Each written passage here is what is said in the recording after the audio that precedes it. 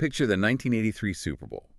Now picture a Concorde jet, a stray kitten, and like the absolute origin of human existence. Right. It sounds like the setup to a really weird joke, but it actually perfectly maps out the incredibly unique conceptual landscape we're exploring today on this deep dive. Yeah, it's an ambitious conceptual map, to say the least. I mean, it attempts to create this unified theory of everything, linking the microscopic growth of an embryo all the way up to international geopolitical conflicts. And it uses some of the most unexpected metaphors imaginable to do it. It really does. So today our mission is to unpack this highly specific theological framework. The source material we have is a speech titled The Original World and the Enemy World, which was delivered by Reverend Myung back in 1983. We're going to explore the text's concepts of cosmic harmony, the role of the human conscience, and its, well, highly specific and uncompromising views on gender and global politics. But before we dive in, we want to make it absolutely clear that this source material contains politically charged content as well as strict religious and gender ideologies. Right, very strict. Yeah, we are not taking sides, nor are we endorsing any of the viewpoints found in this text. We are impartially reporting on the content provided to simply convey the ideas and framework contained in the original source material. Right. So to really grasp what is happening in this text, we kind of have to start by establishing the primary baseline premise that the speaker lays out.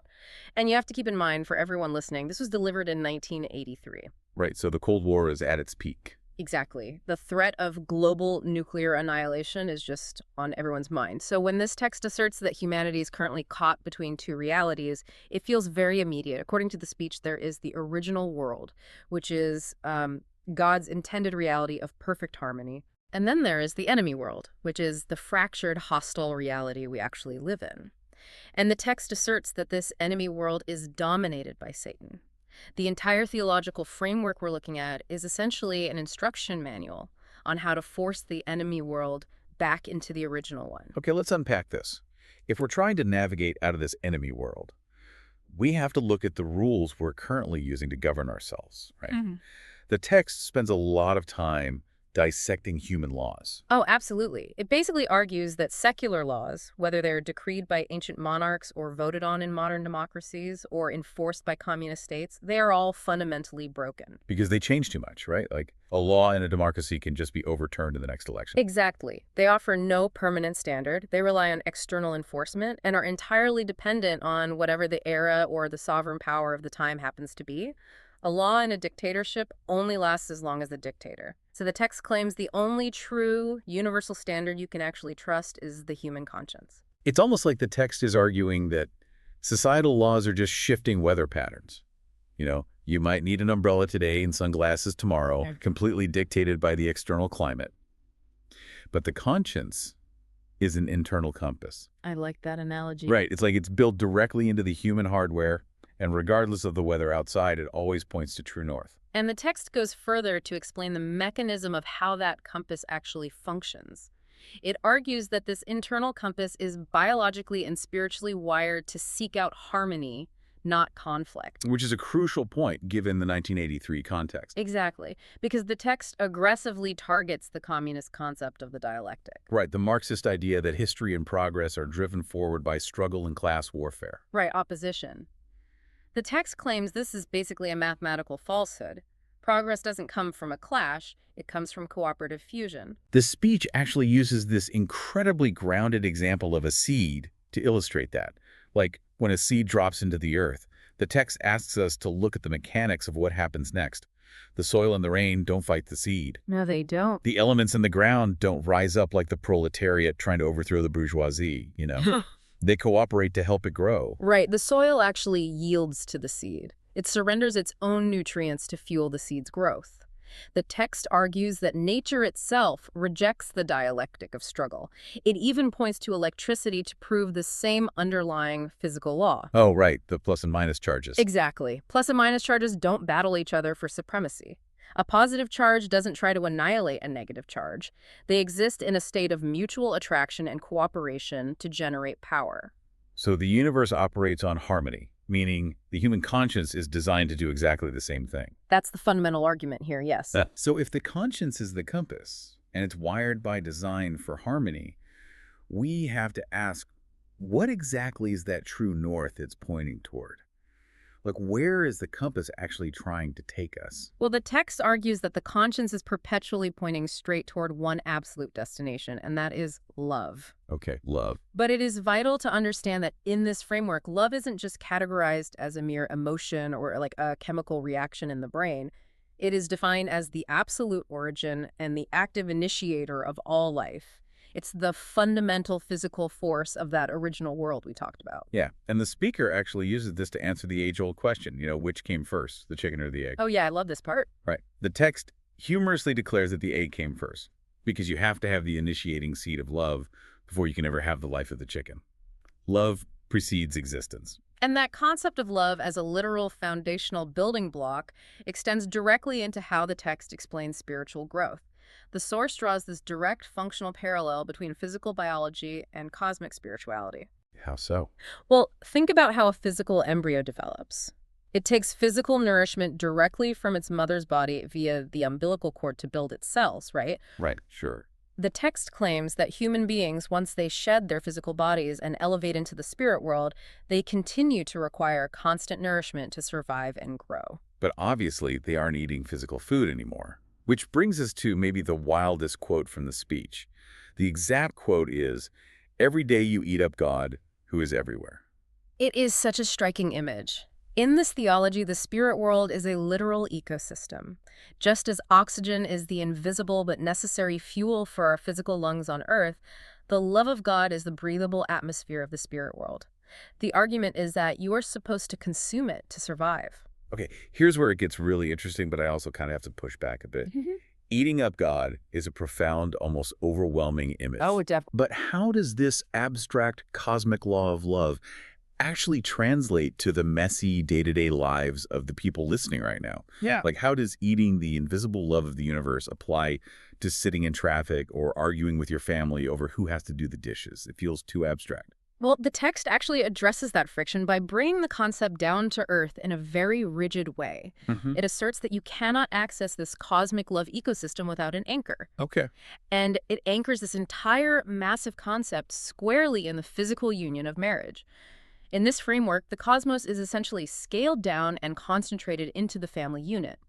The text asserts that male and female parts must meet in absolute purity to bear what it calls lawful fruit. So Moon's speech essentially draws a hard line in the sand here, claiming that if a husband and wife don't have this pure foundational union, the whole cosmic system breaks down. Exactly. It all falls apart. It views disobedience to this law of love, specifically actions like divorce or infidelity, not just as personal failures, but as the ultimate crimes against the universe. Yeah. It's framed as a literal rebellion against the physics of nature. Right. It's like if the family is the basic molecule of the original world, splitting that molecule creates a nuclear explosion that fuels the enemy world. Wow. That is the exact mathematical logic the text is using. And because it views the male and female union as the central gear driving the universe, it dictates highly specific traditionalist gender dynamics to ensure that gear doesn't break. It does, and this is where the text gets incredibly specific, particularly regarding the advice it gives to women. Yeah. Like the text suggests that if a woman finds her husband unattractive, she should just, quote, think of him as a pet. Wait, a pet? That sounds incredibly condescending to both of them. It really does. How does the text possibly justify comparing a cosmic universe-anchoring marriage to adopting a stray cat? I know, on the surface, it absolutely sounds bizarre and dismissive. But the text uses an anecdote to explain the psychological mechanism it's trying to invoke here. Okay, what's the anecdote? Well, the speaker talks about a kitten at a place called East Garden that belonged to someone named Mother. Apparently, Mother strongly disliked pets and didn't want this kitten around. But the kitten completely ignored her rejection. Just hanging around. Yeah, just constantly followed her around everywhere she went, completely unbothered by her initial coldness. And eventually, that relentless, pure presence won her over. So it's about breaking down ego. Exactly. What's fascinating here is how the text uses this to explain the mechanism of breaking down human ego.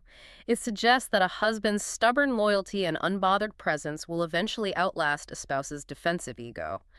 It is essentially an argument that reliable, undeniable presence is far more powerful than romantic idealism. And the imagery used to contrast the genders is equally intense. The text literally says that in an emergency, a man doesn't worry about looking attractive. If a bomb drops at the door, he just kicks it out. He is framed purely as this mechanism of raw, unrefined protection. While women, conversely, are depicted through metaphors of fluid grace and emotion, the text says women are always swimming in the ocean of love and compares the physical beauty and streamlined curves of a woman swimming to a Concorde jet. Concorde jet.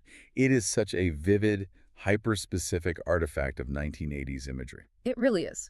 But there is a point to these clashing metaphors. The text is basically arguing that romance and aesthetic perfection don't survive a crisis. So it's about the intensity of unconditional love being far more important than external compatibility or education or wealth. Precisely. Underneath the Concorde jets and kicking bombs is a core philosophical assertion about what actually sustains a human bond. The text claims that a wealthy, highly educated, perfectly matched couple might be completely miserable because they rely on external conditions. Meanwhile, a couple with nothing, who maybe aren't even traditionally matched or naturally compatible, can build a lasting reality because they rely on the sheer intensity of unconditional commitment. Okay, so it's about the purity of the internal commitment superseding any external compatibility. But if the ultimate goal is absolute purity and harmony in the home, how on earth does this text justify stepping out of the living room and jumping headfirst into the bloody, messy world of Cold War geopolitics? Like, why not just stay home and be happy? Because in this framework, you cannot be fully saved if the world around you is still burning. This is where the theological framework collides with international relations. To explain how to fix the broken world, the source introduces the biblical concept of Cain and Abel. The two sons of Adam and Eve. Yes, but it scales their dynamic up to represent entire nations. In the biblical story, Cain, the elder brother, acts out of jealousy and kills Abel. The text argues that to restore the world, this specific historical pattern of violence must be mathematically reversed. And the catch is, God cannot just wipe out the evil side to fix it. God can't just smite the communist bloc or destroy enemy nations because God is entirely governed by the law of true love. Right, using force to eliminate an enemy would violate the very physics of the universe God created. Exactly. So what's the solution then? It's like a cosmic ledger that has to be balanced. The text argues that the original sin and the murder of Abel were acts of selfish taking. So, to balance the equation, which is a concept often referred to in this theology as indemnity, the younger brother, the Abel figure, has to execute a precise, equal reaction of selfless giving. Okay, so the Abel nation must voluntarily set the condition of unconditionally loving the Cain nation, the rebellious elder brother. Yes, Abel has to absorb the abuse and win Cain over voluntarily through sacrifice. Force cannot balance the ledger, only sacrificial love can. And the speaker, Reverend Myung, applies this legal precedent directly to his own life. He positions himself as setting this condition by loving his greatest enemies. He does. He talks about being subjected to severe torture by the Japanese government during their occupation of Korea, and later facing intense persecution and imprisonment in America. But he explicitly claims to pay them back with love instead of revenge. Because that is the strict requirement to clear the cosmic debt and restore the world. And this wasn't just a personal philosophy he kept to himself, it was deployed as a massive organizational strategy. Right, the missionaries. Yeah. The text details how, in 1975, missionaries from 4 specific nations, Korea, Japan, the United States, and Germany, were grouped together and sent out to 120 different countries. We have to pause and look at the reality of that for a second. Think about what that actually implies on the ground. These are 4 nations that, just 30 years prior, were locked in the most brutal, devastating conflict in human history during World War II. Oh, the tension would have been astronomical. Exactly. You have Korean missionaries paired with Japanese missionaries carrying the fresh generational trauma of colonial occupation, dropped into a foreign country where neither speaks the language, and they're ordered to love each other to save the world. The psychological friction there must have been immense. But the friction was the point, right? Absolutely. The mandate was to force unity among former enemies in the crucible of real-world hardship. They were ordered to set a physical, undeniable tradition of forgiving and loving the historical enemy on a global scale. If they could balance the ledger on a micro level within their missionary teams, the text argues, it begins to balance the macro ledger of the world. Which finally brings us to the most bizarre and unexpected analogy in the entire speech, the 1983 Super Bowl. Yes, this part is amazing. The text actually compares the Unification Church to the Washington Redskins who had just defeated the Miami Dolphins. The speaker likens his movement to the ultimate underdogs facing the absolute rocks of a seemingly impenetrable defense. He paints a picture of the offensive line constantly taking hits from these massive defenders, getting knocked down repeatedly, but continuing to execute the play until they achieve a miraculous victory. Hold on, though. He's using American football, a sport literally built on smashing your opponent into the dirt, dominating them physically, and winning at their expense, as a metaphor for unconditional love and global unity. I know it sounds totally counterintuitive. How does that compute? It seems contradictory until you look at which specific mechanism of the game he is highlighting. He isn't praising the violence. He is highlighting the willingness to absorb the impact without losing focus on the goal. Oh, I see. The impenetrable defense represents the rigid, hostile enemy world. The offensive players penetrating that defense represent the movement pushing its ideology of love into a resistant world. They take the hits, they suffer the tackles, but they do not retaliate in anger. They just get back up and run the next play. So the victory isn't about destroying the defense.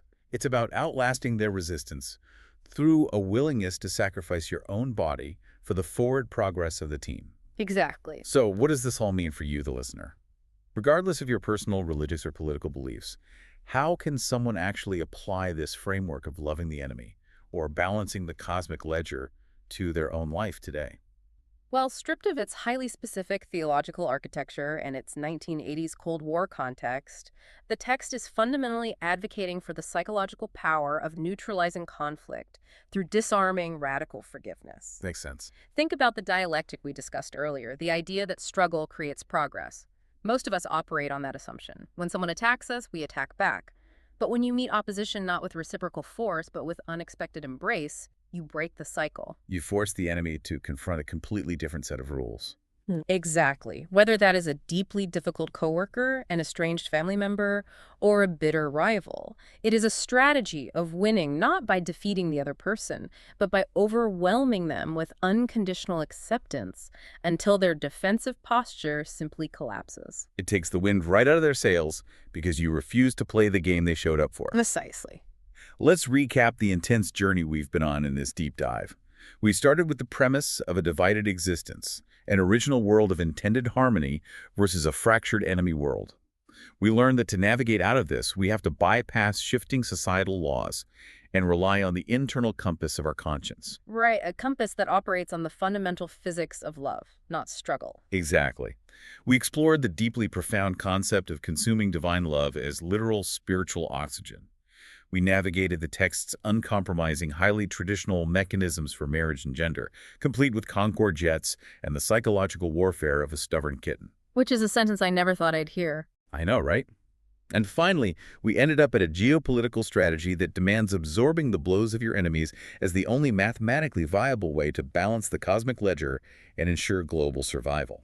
And while the specific ideologies, gender roles, and historical analogies within this 1983 text are highly controversial, the underlying challenge it presents is universally applicable. It forces you to look inward and ask how much of your daily life is governed by external rules, cultural expectations, or the exhausting desire to win every conflict, versus being governed by your own internal conscience and a baseline commitment to cooperative harmony. It really makes you evaluate the calibration of your own internal compass. Which leaves me with a final thought for you to mull over, something that builds on all of this, but pushes it a step further into our modern reality. If our deepest beliefs truly shape the world we see, what happens when two people with completely different, heavily magnetized internal compasses try to build a life together? Does the commitment to radical love eventually conquer the clashing ideologies, or does the ideology ultimately define the limits of the love? Thank you for joining us on this deep dive into the source material. From the defensive line of the 1983 Super Bowl to the cosmic origins of love, keep asking the big questions. We'll catch you next time.